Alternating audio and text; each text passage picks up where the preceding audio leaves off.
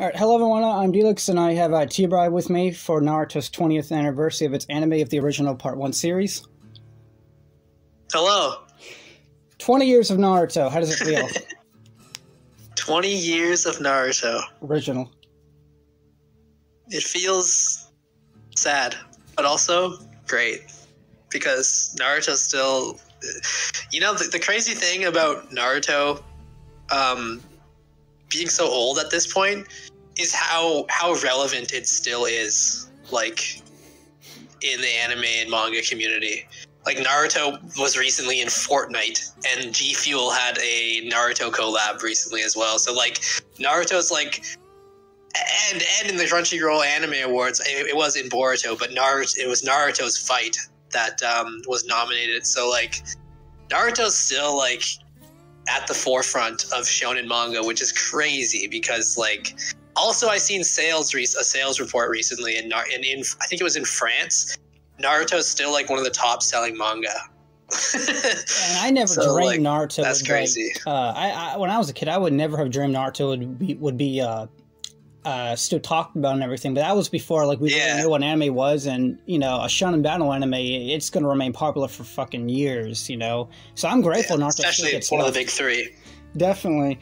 And, we're going to start off the video with talking about Naruto's original human writing back in the original series. I have to say, man, like, Kishimoto is just a masterpiece at making characters very relatable and characters that you just feel for because you can really get behind them. And it doesn't take long at all to really connect to one of the Part 1 characters. The first one that comes to my mind is always Rock Lee because what I love about Rock Lee's character the most is just how realistic the whole medical operation was with him like doubting his beliefs and his dreams, and especially like when he had that breakdown emotional moment with a guy about like, what the hell do I do, man? Like, do I take the surgery? Do I just give up? And my guy's just looking at him like, dude, just take the surgery. It's a 50-50 chance, and it just, you know, if it doesn't work, I'm gonna die by your side. But if there's a chance you can get your dream back to accomplish your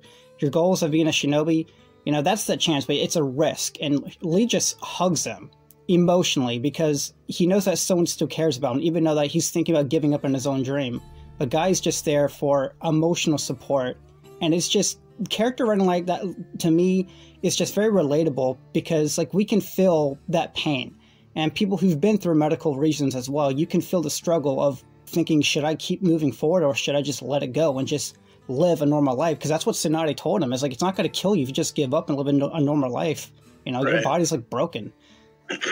Yeah, I mean, Rock Lee is, like, easily one of the best written characters in Part 1 anyways. I don't want to go into Shippuden because Shippuden kind of let go of most of its side characters, but like in Part 1, Kishimoto did such a good job at fleshing all of the side characters out, and I was talking about this in my Samurai 8 video that I released yesterday, but like he's really good at making a cast that like it's such a good cast, especially like the Konoha 11.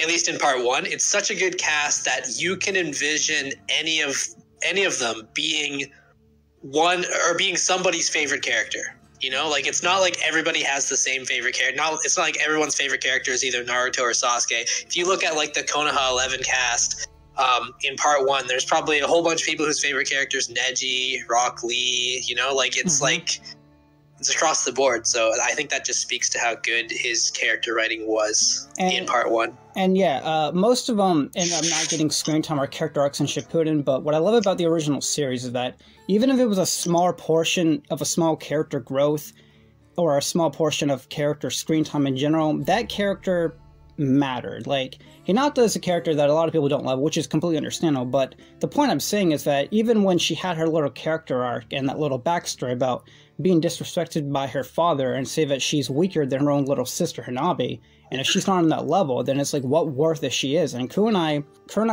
looks at her father like, you're just going to disrespect your daughter like that. And he even told her that she was worthless. And little things like that, even if it's not like a full story of Hinata's character, you get behind enough why she matters, why she's trying to prove herself to her family and Neji. And even if Hinata was not a character meant to be, you know, amazing, in that specific moment in the tuning exams, her character mattered and it was relatable, and you can understand why she is serving a purpose of what she's doing right now. And Naruto, who stood up for her with Neji, it's like he did that because he saw himself in her, as if like, I can get behind of thinking like, you're like, when Neji was down here, like, you're weak, you don't feel, you should not be here, you're not a shinobi. And Naruto just gets angry and angry because people disrespected him the same way. Like, you shouldn't be a ninja, you shouldn't become a Hokage, you're useless, you're weak. And he gets that. And that perspective is what I love about Kishima's writing earlier, is that it doesn't matter if Hinata was not supposed to be a major role in the story. When he gives you a small purpose, he gives you that moment is to, okay, this is what we're doing with the character, this is how you feel for them, this is how you can get behind them.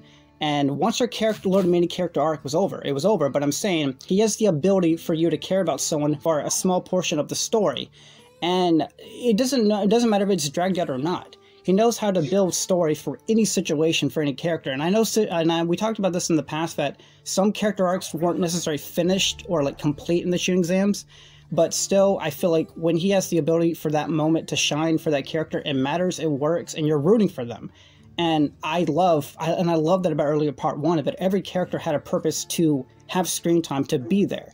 And I just missed that about Kishimoto, that he knew how to put everyone on a focus for you to really root for them emotionally or really relate to them on a more personal level. But I just love that, man.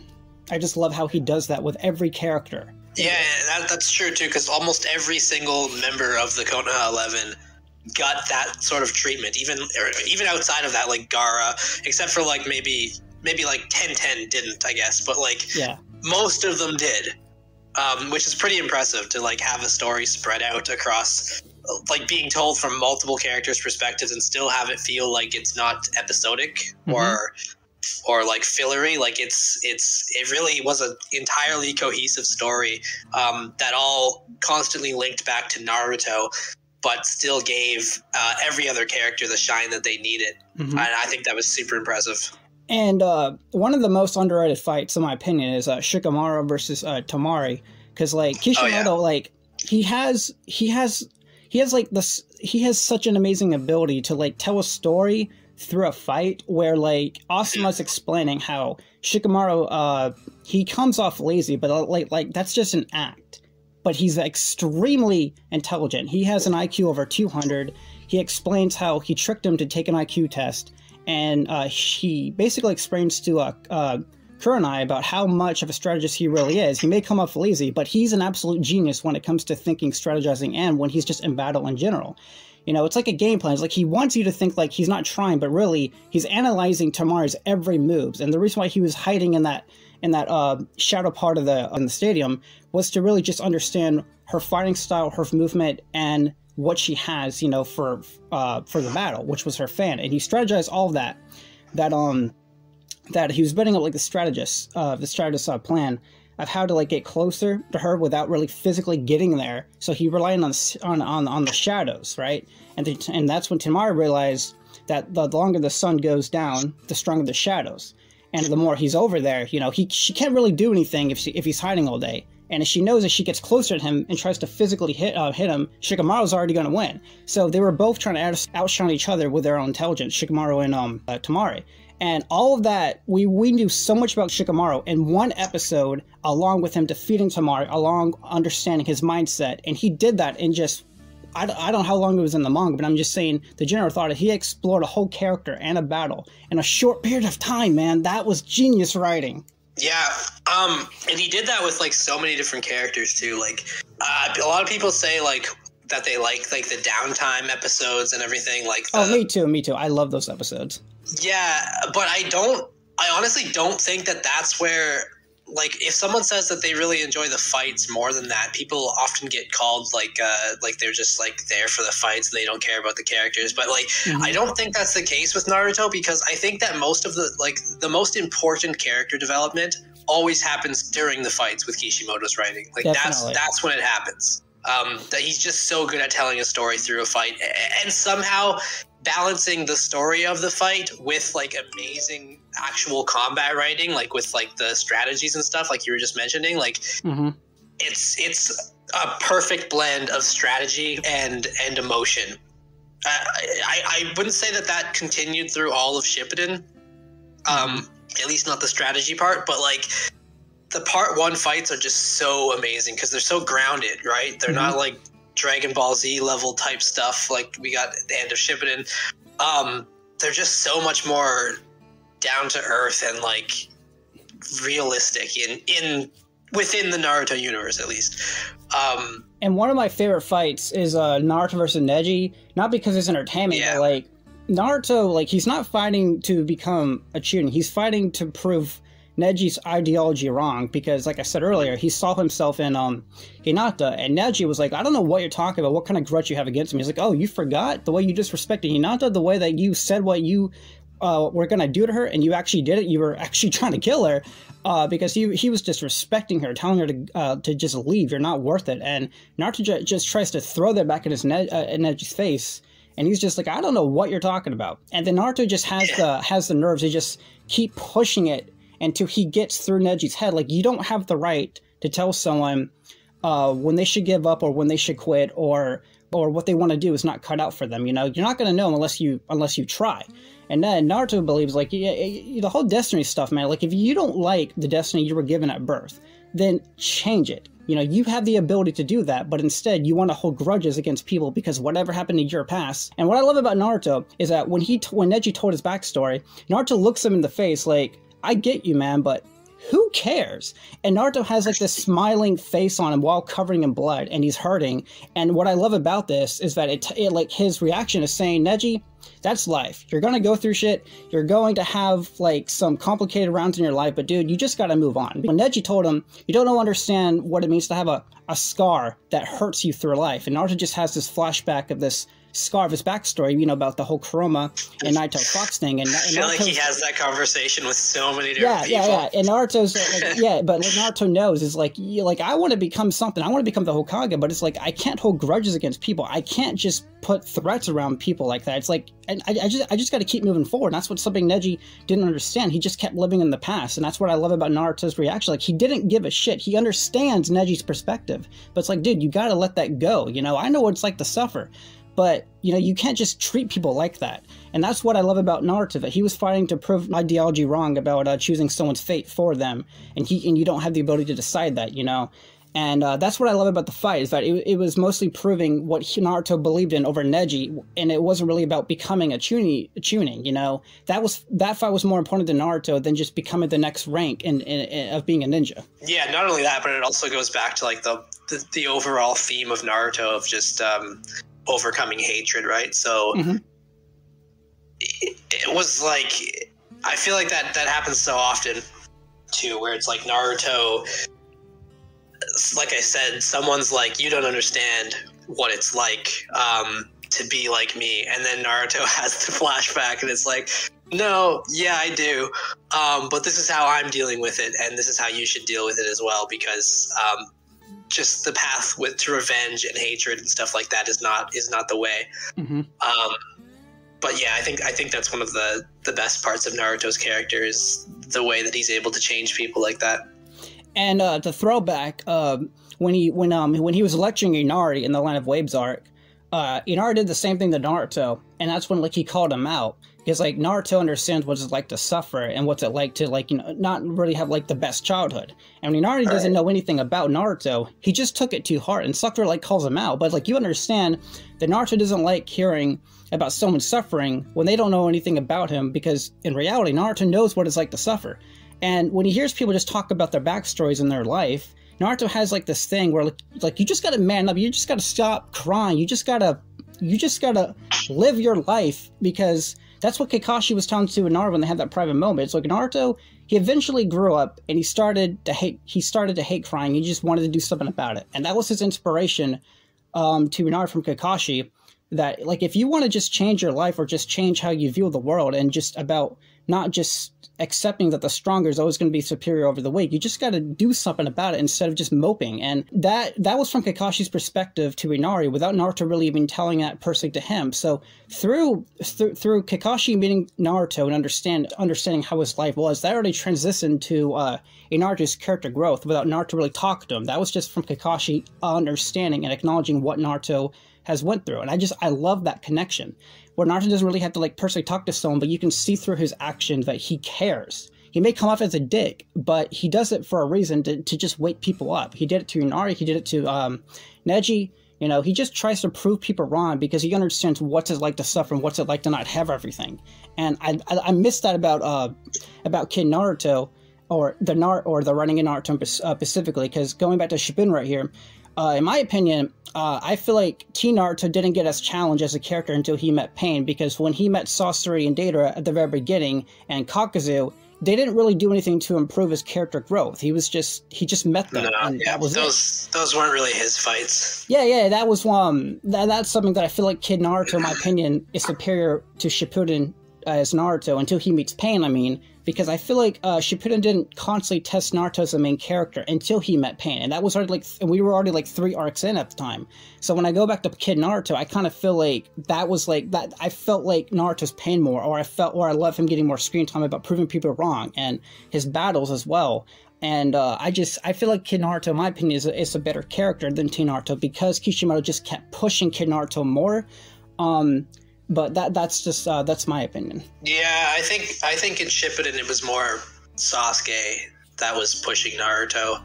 I think that was more the point, because the earlier fights were more so for the other characters. Like Hidan and Kakuzu was kind of for Shikamaru, and Sasori was for Sakura. So they kind of weren't. I feel like that's good in a way, though, because, like... You told me one time that Naruto felt like a side character at the beginning of Shippuden. I remember you saying that about a year ago, if you want to address that. Yeah, he did. I mean, not in some parts, but, like, especially during, like... I actually didn't like that Naruto shows up at the end of the Hidan and Kakuzu arc just to finish Kakuzu off. Like, that's not his... Dude, get out of here. It's not your fight. It feels like he just, like, was forced into that just because, like, oh, we gotta have the main character show up. I feel like Kakashi and Team 10 should have handled that themselves. But, yeah, either way, I think Part 1 Naruto is definitely...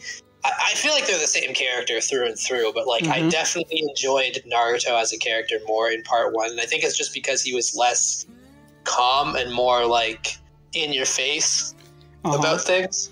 Yeah. Another thing about Naruto, I do believe it's one of a series that got ruined because of other people's opinions and editors.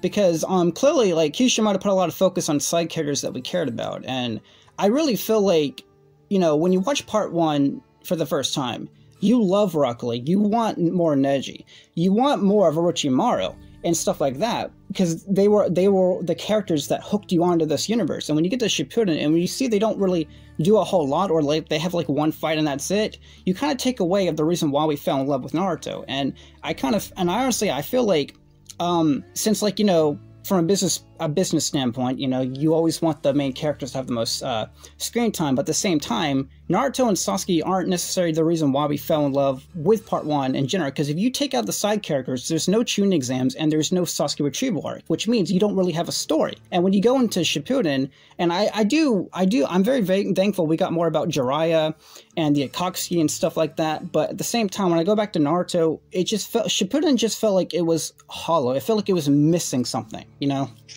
Yeah, I think because I did hear that an editor had told Kishimoto that he should focus just on Naruto and Sasuke because that's what people want to see. I can't remember where I read that, but I did read it. And but what I think happened was more so that because in Part 1 it was mostly like the Konoha 11 that were getting all the shine. And in Shippuden, I think it kind of swapped to the villains, because all of the villains in Shippuden are like, they really get their moments. So I think that's nice. I just wish he would have been able to keep that on both sides of the playing field, where the Konoha 11 and the villains got got fleshed out, because like villains like Obito and Madara and Kabuto and all the Akatsuki members, they all got like a lot of screen time and story to them. But yeah, I guess the Konoha 11 just didn't. I don't know if they felt like their stories were done in part 1 and now they can just be characters. Yeah, that's something that I've been hearing a lot recently, that people feel like Rock Lee, his character arc ended in a Chunin exam. He did what he wanted to prove, everyone wrong, and that was it. And I recently made a video about Rock Lee explaining, like, do you want Rock Lee to have screen time as a fighter or as a character? Because just because Rock Lee fights a pain, he's not going to develop as a character. He just got a fight in. We didn't learn anything new about him. So I'm thinking to myself, like, what is the real... how do you really write a character to go forward? Because I really believe Rock Lee's motivation with hard work versus natural born talent, to me, I don't feel like that's going to work with an organization like the Akatsuki, because the Akatsuki don't care about stuff like that. They're just here to assassinate you or kill you. If they see you, it's not gonna work with Rock Lee's character, because the whole reason why it worked in the original series was because the other members were like 13, 14. They were young, they were naive, while Kakashi and Guy saw the world. They know how the shinobi world works. And I feel like Rock Lee doing that to younger kids like his age, it fit the story better. But versus a whole organization that are killers, I feel like either you write something new with Rock Lee, or you just give him fights. It's like, it's really hard to really talk about how do you know when a character is wasted or not. The same thing with Neji. It's like, do you want him to be a fighter, or do you want to continue his ideology about the whole Destiny stuff, even though that side of the story of his character was over and done with? So to me, it's like, how do you create more stories in Shippuden for the side characters while balancing the story with the Akatsuki? To me, it's one of those things where I don't even know how to express, or how to decide how do you write a story for everyone, which is probably why everyone got wasted at the same time. I feel like if Kishimoto had the time of thought, he could probably strategize it a lot more. But I can understand why it's very complicated to give everyone a story arc, even after they were done in part 1. I think all you would really need is just to have... It all depends on what the villain's ideology is, and then you compare them up with someone that would fight against that. Either way, though, I think it would be cool just to see them have a good, like, solid fight, because, like, I feel like none of them contributed combat-wise.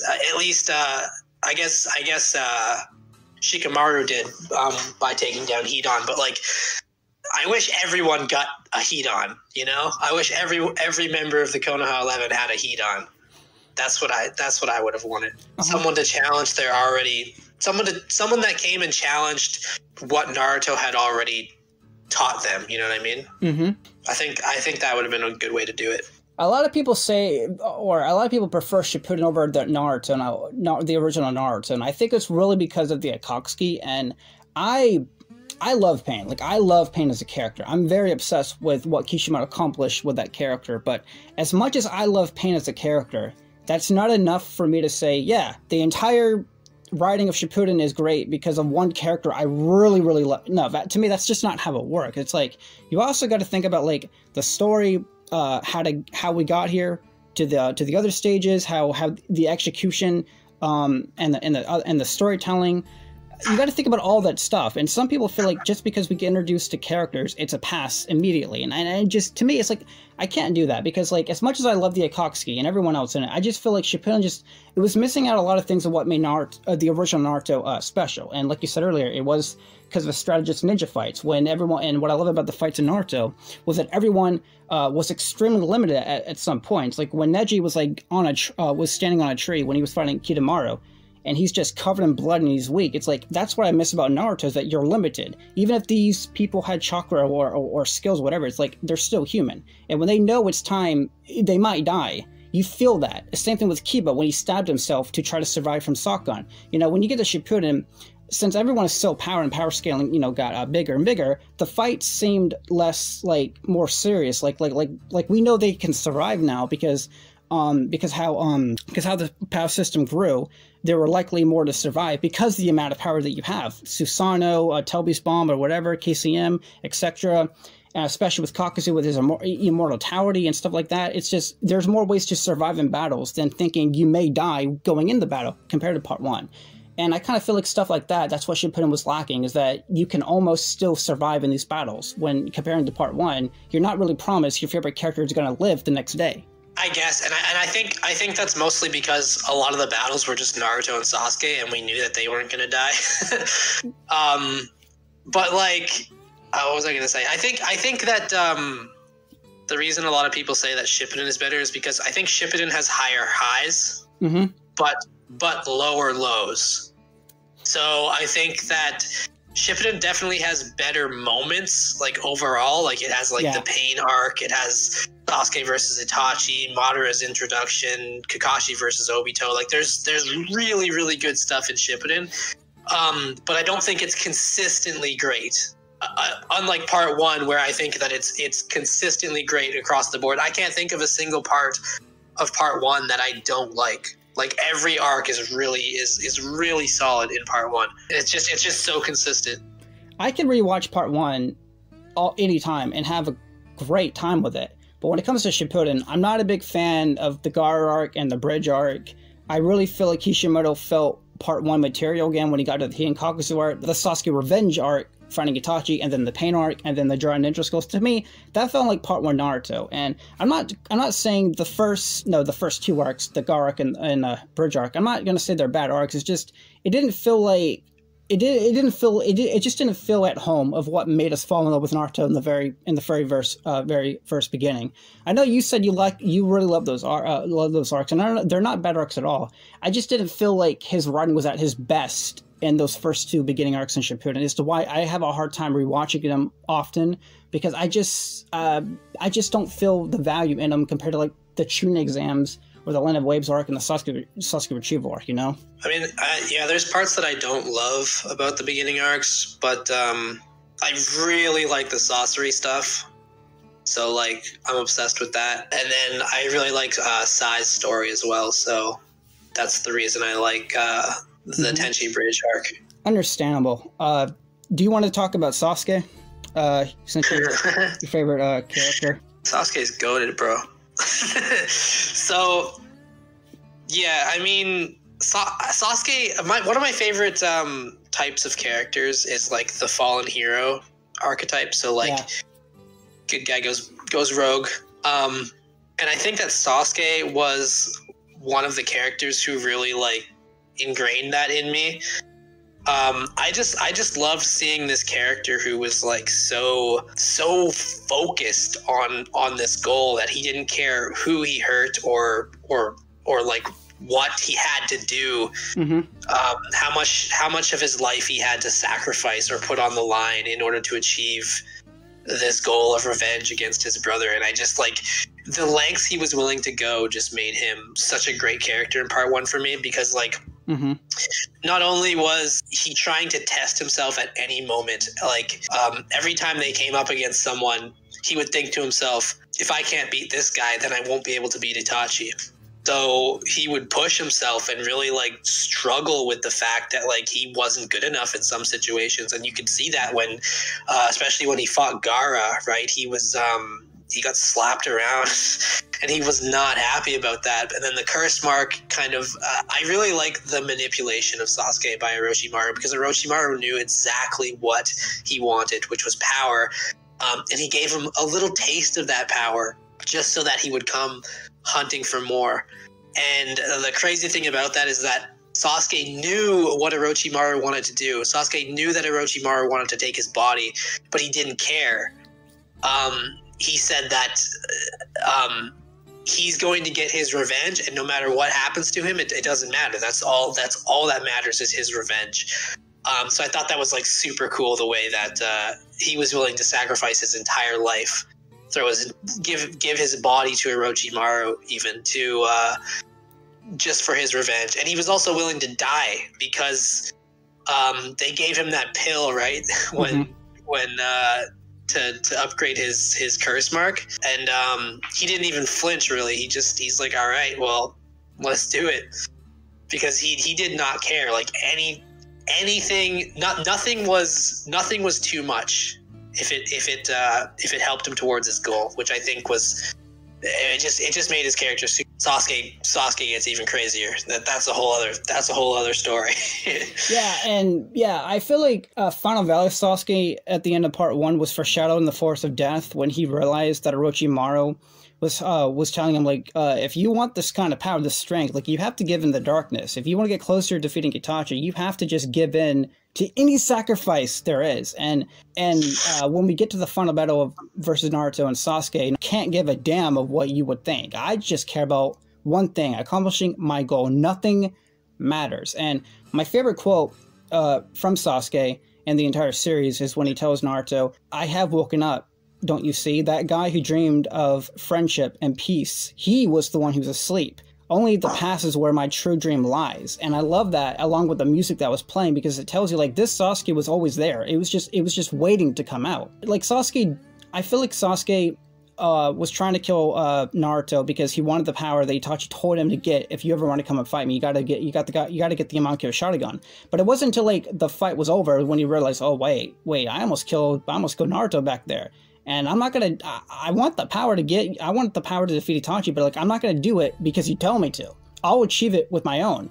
And what I love about the Final Valley fight at the end is that he probably had to fly Naruto down to the ground after they had their big Chidori versus Rasengan climax, because Naruto passed out, and down there it's water, and Sasuke is the only one who can fly. This is something that happened off screen, but it's like there was a cut between they were floating, and then the next shot is Sasuke looking at Naruto's defeated body just laying there.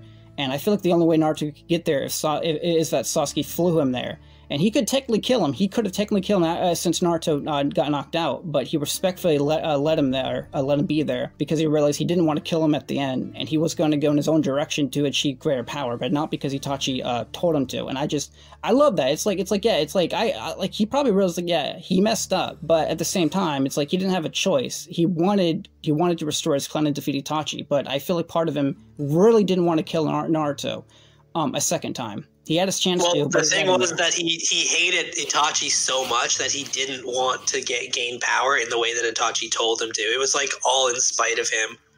It was like, I really do not like Itachi, so I'm not going to gain power in the way that he wants me to gain power. I'm going to do it myself, just to go against what Itachi said. And I feel like and also, the Sound Ninja 4, I feel like Tayuya and Sokkan really influenced him to choose over Hitachi more than anything, because the moment when Kakashi gives him that lecture about, I understand everything about losing everyone, you know, you're already too late to put that to a test. And Sasuke just has this struggle of emotion. He's trying to decide, do I choose to try to kill Hitachi, or do I stay here with the people that care about me?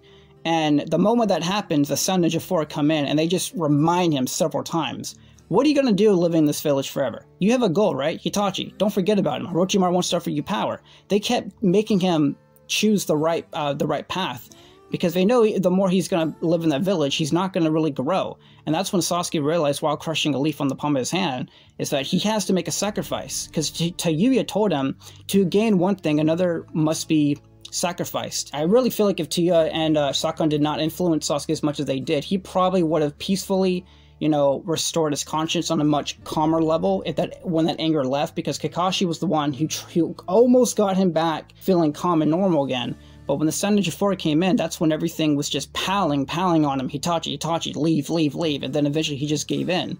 And I love that. Yeah. And I love how they just kept forcing that on him. And that also helped Sasuke to naturally leave, because Orochimaru wasn't going to force him to leave. They even told him, we want you to decide on your own. We're not going to take you by force. And I love that, because it tells you Sasuke truly is going to do this willingly and not by force, because he knows what he really desires as a character. And like you said earlier about all that, about Shippuden Sasuke, is that he really only cared about getting his revenge and storing his justice for his clan. And he would go so far to give up his own body. I don't care to give my body away to Orochimaru. As long as Itachi is going to be killed, I'm okay with that. You're going to go that far? And then Yamato's like, okay, no, that's too far. Like, you got to be put down. And then Sasuke just tries to kill everyone.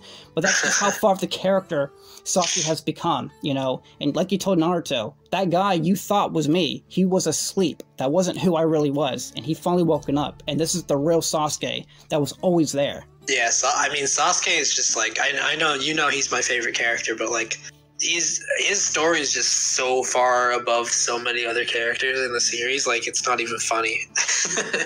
I agree. And what I love about Kid Naruto the most is that how relatable that he was, besides, you know, the demon fox inside of him, but like being treated like trash to being called a demon, you know, kids who have horrible childhoods, they can relate to that perspective because you're not always gifted with the parents that you love, and sometimes you do get treated in that certain way. And I kind of feel like the way that Naruto is just respected and people throwing things at him and calling him names, that's very relatable even today. And I feel like that aged very well. So to wrap things up, do you want to give credit to, like, you know, the music of Naruto and how it really gained a portion of loving the fights even more, of just how the fights were structured or the strategy? And what I love about Naruto is the music, because the music really helps you get more invested of what's going on, especially something that's been built up for a while. And I have to give praise. Naruto is one of the best soundtracks out there. Oh yeah, no, for sure. Naruto has like one of the best OSTs I have ever heard in anime. Like, almost all of them are iconic. Like, someone hears them and they know it's from Naruto. Like, the fighting ones, the sad ones, everything is just so, I don't know. It's very, very well done. Incredible. Do you have any favorite fights in Naruto in Part 1 you want to mention? Part 1? I mean, obviously, the obvious ones would be Rock Lee versus Gaara and Naruto versus Sasuke. But one of my favorite fights in Part 1 is actually Neji versus Kidomaru. Choji versus Jirobo. I love those fights so much, just because, like we were saying earlier, like, it really, especially in Neji's case, like, it really brings his character, like, full circle. It shows, like, how much he's changed since the Chunin exams. And it puts this character who's been called a genius his whole life to the test, where, like, Neji was like on death's door at the end of it. But yeah, him and Choji both just really, like, sacrificing themselves so that everyone else can go on. And for Sasuke, of all people, like, who they don't even interact with ever, you know, like, yeah. It's an amazing, that whole arc actually is just really, like, full of amazing fights and moments. It's just, like, definitely, like, the coming of age of all of those characters. Yeah, one of my favorite fights during the Chunin exam is when Sasuke realized, like, if I can't defeat this demon in the forest, Orochimaru, I can't defeat my brother. And then you get the awesome, badass, strong and strike theme with the hand-to-hand combat, the taijutsu, and how Sasuke defeated Orochimaru with fucking string and just a mere fire dragon flame jutsu.